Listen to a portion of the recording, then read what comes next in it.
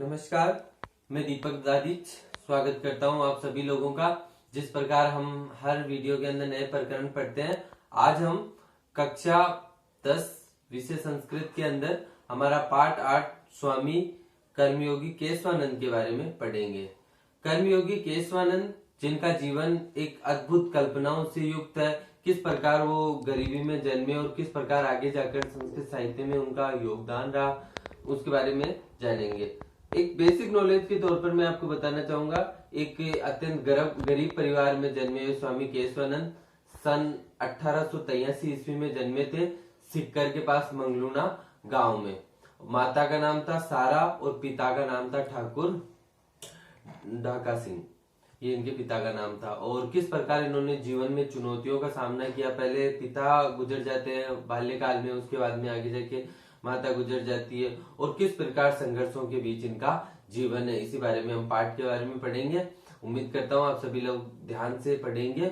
और पाठ 8 कर्मयोगी स्वामी केशवानंद। आइए शुरू करते हैं।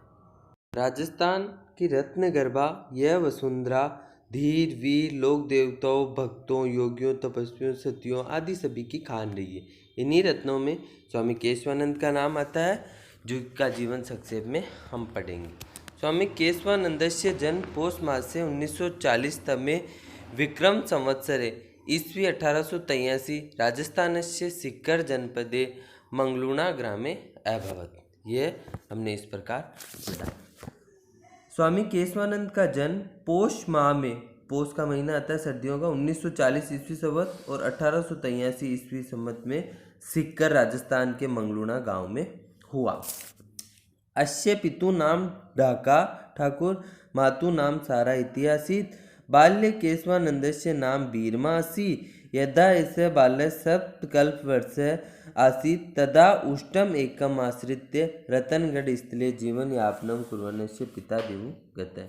इसके बाद में इनके पिता का नाम ठाकुर से ढाका, माता का नाम सारा था। बचपन में इनका नाम बीरमा था, और जब यह बालक 7 वर्ष का था तब रतनगढ़ में जीवन यापन करते हुए इनके पिता का स्वर्गवास हो गया। इसके बाद दूसरा पैराग्राफ है। पितु प्रायणाता प्रांगेव विपन्ताया श्रेष्ठी गृहेषु गोधूम आदि प्रेषणम पात्र मार्जनम इत्यादि कार्ये यथा किंचित कालम यापनम कुर्वन्ति। अस्य बालकस्य वराकी माता इदानीं वैधव्य कारणात् इतोयो विपद्या भूता अभवत्। पिता के चले जाने पर पहले ही विपत्ति स्थिति थी।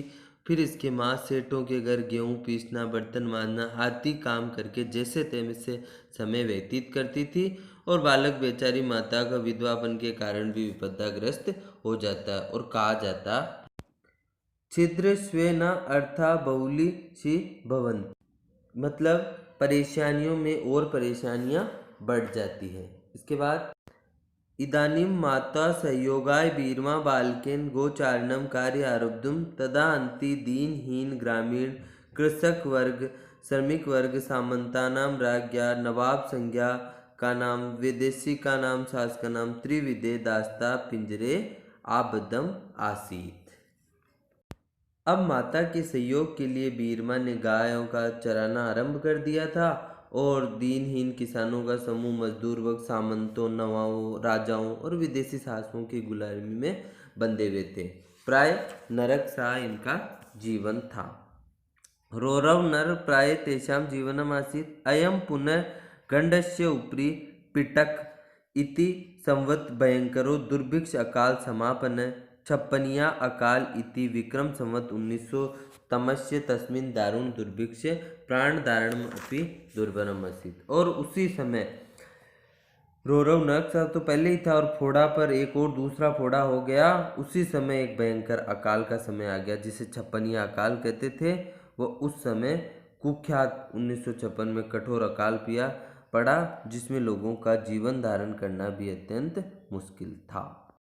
चतुर्दिक्षु जल नेव अन्न नेव न तृणम नेव आसीत्। केवल श्रुत पिपासु अखंड साम्राज्य प्राणी मात्र सन्मिवक्षणाम वत्वच्च भरुट संज्ञ घास च खादित्वा मनुष्य यथा किंचित प्राणान रक्षित। चारों दिशाओं में न पानी था, न अनाज था और न घास था। केवल भूख प्यास या अखंड साम्राज्यों का दुख था। खेजड़ी की छाल भरूटे वगैरह खाकर लोग जैसे तैसे अपने प्राणों की रक्षा कर रहे थे।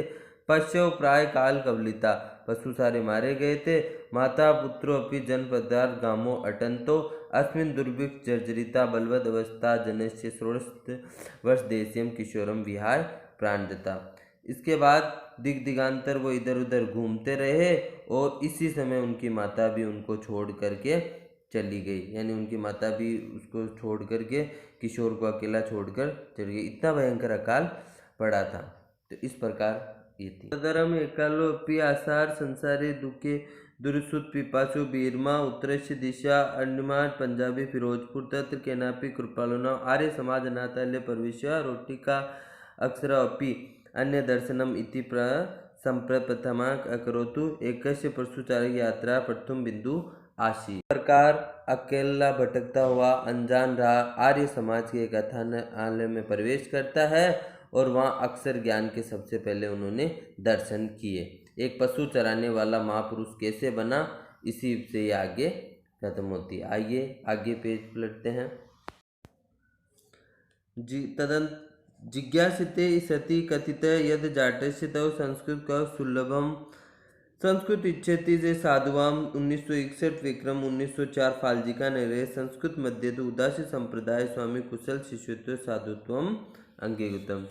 इसके बाद में तुम संस्कृत हो जानना चाहते हो लेकिन तुम जाट हो, तुम्हें संस्कृत कहाँ सुलभ होगी। यदि तुम संस्कृत साधु हो बनना ही चाहते हो तो साधु बन जाओ। और 1961 में फाल्जिका नगर में संस्कृत पढ़ने के लिए उदासी संप्रदाय को कुशलदास के शिष्यत्व को स्वीकार कर लिया।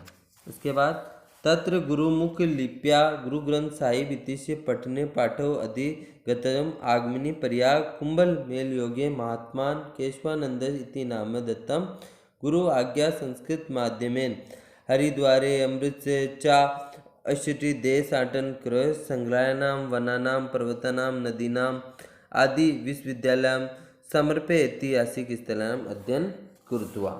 उसके बाद इन्होंने गुरुमुख लिपि से गुरु ग्रंथ साहिब का पठन किया, पठन में निपुणता हासिल की और प्रयाग में कुंभ मेले में उन्होंने केशवानंद को हरिद्वार अमृतसर तीर्थों नगरों मठों विद्यालयों और पुस्तकालयों विभिन्न नदियों घाटियों का अध्ययन किया। स्वशिष्य गण सुमहिमा परम प्रीत कुशलदास स्वजीवित काले आश्रम से स्वामित्व केशवानंद दत्तवान गुरुपीठे प्रतिष्ठितवान परोपकार संता विभूत इति दिया समृद्ध विविधि योगे विधाय उर्दू पठाने फाल्जिका अबोरे राष्ट्र शिक्षा प्रचार कार्य आब्दम आदो तावद आश्रम में पुष्प वाटिका इत्यादि सार्वजनिक हिंदी पुस्तकालय वाचनालय आरंभ कृत्वम पाश्चिदेव संस्कृत पाठशाला अपि स्थापित कृतवान अबोर नगरे प्राचीन सभा आवर। अपने शिष्य के गुण को देखते हुए कुशलदास जी ने अपने जीवन समय में केशवानंद को गद्दी पे स्थापित कर दिया। सज्जनों के लिए विचार के लिए उनको दिया। उर्दू के फाल्जिका नगर में अबोर भाषा का यानी हिंदी का प्रचार पढ़ने के लिए भेज दिया और वेदांत पुष्प वाटिका नाम की एक पुस्तकालय का भी आरंभ किया। एक संस्कृत पाठशाला भी स्थापित की गई जो कि नागरी प्रचारणी सभा अबोर नगर में स्थित है। जन सहयोगेन साहित्य सदनम अबोर इति अपि संस्था आरब्धा रवीन्द्रनाथ ठाकुरस्य निकेतनम यथे मध्येन 25 विद्यालयानाम चल पुस्तकालय से साहित्य प्रकाश दीपक इति स्थापना जाता। साहित्य सदने स्वामिना तमम अखिल भारतीय साहित्य सम्मेलन आयोजितम हिंदी सेवार्थ स्वामित्व साहित्य वाचस्पति राष्ट्रभाषा गौरवम इति द्वय उपाधि केशवानंद हिंदी प्रचारणे सुफलम एता आसीत्। देश विभाजन काले फाल्जिका नगरे पाकिस्तानी गमनाथ वारितम। जन सहयोग से अबोर नामक संस्था की स्थापना की गई। रविन्द्रनाथ ठाकुर को शांति निकेतन का पुरस्कार प्राप्त हुआ। 25 विद्यालय में अच्छा प्रकाशन दीपक प्रेस की स्थापना की। 30वां अखिल हिंदी सम्मेलन का आयोजन किया। साहित्य वाचस्पति और राष्ट्रभाषा गौरव की उपलब्धियों को भी प्राप्त किया। केशवानंद जी के कार्यों को विभाजन के समय फाल्जिका पाकिस्तान में चला गया। स्वतंत्रता आंदोलन सक्रिय स्वामी केशवानंद अनेक बार यावत कारागृह निबंधम। स्वतंत्रता आंदोलन में कई बार केशवानंद जेल भी गए। प्रसाराय शिक्षा स्वामीना ग्राम उत्थान सांगरिया स्थिति स्थापना कुत्वम ग्राम क्षेत्र 300 शिक्षाशाला उच्च शिक्षाशाला 50 छात्रावास शिक्षा सेनेसा मदन मोहन वाले पुरुषार्थ विस्मय योग्य में स्वामी शिक्षा संत विरुदेन भूषित है। और कई बार परिश्रम करने के लिए स्वामी केशवानंद ग्राम उत्थान विद्यापीठ सांगरिया की स्थापना की। ग्रामीण क्षेत्र में 300 शिक्षालय, 50 छात्रावास स्थापित किए गए और पंडित मदन मोहन वाली पुरुषार्थ को इनमें याद किया जाता है।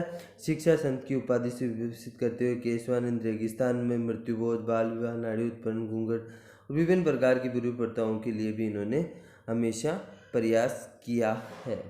स्वामिनो जीवन सर्वप्रथम निदर्शनम जाट जातो सिख गुरु नानक देव से चंदन प्रवृत्ति उदासी संप्रदाय अभूतम वर्ष 700 पृष्ठा ऐतिहासिक लेखनम कारित्वान हिंसाचार्य मुस्लिम बंधुनाम चिकित्सा करो तो विष्णु नामधारी 10 नाम आर्य नाम जैन समुदाय कार्यक्रम आयोजिता जाट विद्यालय सांगरी नाम परिवर्तित ग्राम उत्थान विद्यापीठ अकरोत है। इनके द्वारा विभिन्न जातीय समाज के लोगों में कार्य किया गया था। सिखों के नानक देव जी द्वारा विभिन्न प्रकार के कार्य किए गए थे। 700 पन्नों वाला सिख इतिहास कराया गया था और विभिन्न प्रकार के आयोजन करके विद्यापीठ का नाम चेंज करके विद्यालय सांगरिया नाम कर दिया गया था। सर छोटूराम पणिकर, पुरुषोत्तम दास टंडन, विनोबा भावे, जवाहरलाल नेहरू, इंदिरा गांधी, जगजीवन लाल बहादुर शास्त्री, महेंद्र प्रताप, शार्दुल सिंह, मोहनलाल, बरकतुल्ला खान, वासुदेव अग्रवाल, चैन्य जन भारतीय वैदेशिक विद्वान, शिक्षाविद, राजनीतिविद, धर्माचार्य यथा अवसरे सांगरिया विद्यापीठ समाया था। शिक्षा महिला कल्याण दलितों स्वामी जी अदय 1951-64 संसद सदस्य राज्यसभा आशीष। इसके बाद में स्वामी केशवानंद को देखने लिए पणिकर, राज पुरुषोत्तम दास और विनोबा भावे, जवाहरलाल नेहरू और विभिन्न ये जो नाम बताए ये सभी शिक्षाविद आए सांगरिया और शिक्षा महिला दलितों के लिए 2 बार राज्यसभा के अध्यक्ष रहे। इसके बाद सन्यासी विलक्षण थे, मुक्ति को त्याग बुला करना, तो मैं राज्य की कामना करता हूँ, न मोक्ष की कामना करता हूँ और मैं संतप्त दुखों से पीड़ित मनुष्यों के कष्ट की हारने के लिए करता हूँ। मतलब इन पर दलित उत्थान के लिए स्वामी जी अनेकों बार कई बार कार्य किए गए थे और यही विलक्षणी ने कहा कि न तो मैं इस प्रकार इनके द्वारा मार्ग पर जाते हुए स्वर्ग को जाते हुए वचन कहे गए, न त्वयं कामे राज्य न भोग अपवनम कामे दुख तृप्तानाम प्राणिनाम विनाशय। यानी मैं किसी राज्य को नहीं पाना चाहता, किसी सुख को नहीं पाना चाहता, मैं तो दुख में तृप्त व्यक्तियों को चाहता हूँ। इसी का अनुसरण करते हुए 89 वर्ष की आयु में राजमार्ग पर चलते हुए अंतिम यात्रा को प्राप्त हुए, यानी प्रतिमार्थित हुए। इस प्रकार सच कहा जाता है कि संत लोग कितने होते हैं, अर्थात थोड़े ही होते हैं। संत कितने, मतलब इन दिल्ली राजमार्ग पे जा रहे थे और जाते जाते लंबी यात्रा को चले गए। सच ही कहा गया है कि संत सती की रहते हैं, संत होते ही कितने हैं, अर्थात संत तो थोड़े ही होते हैं। इस प्रकार हमने पाठ को पढ़ा। इस प्रकार सभी छात्र अभ्यासाध्याय को अच्छी तरीके से देखेंगे। पहले, दूसरे, तीसरे, चौथे इस प्रकार सभी अभ्यासाध्याय करेंगे, प्रश्न उत्तर करेंगे। हिंदी अनुवाद किसी को भी नहीं करना है, सभी ध्यान देंगे।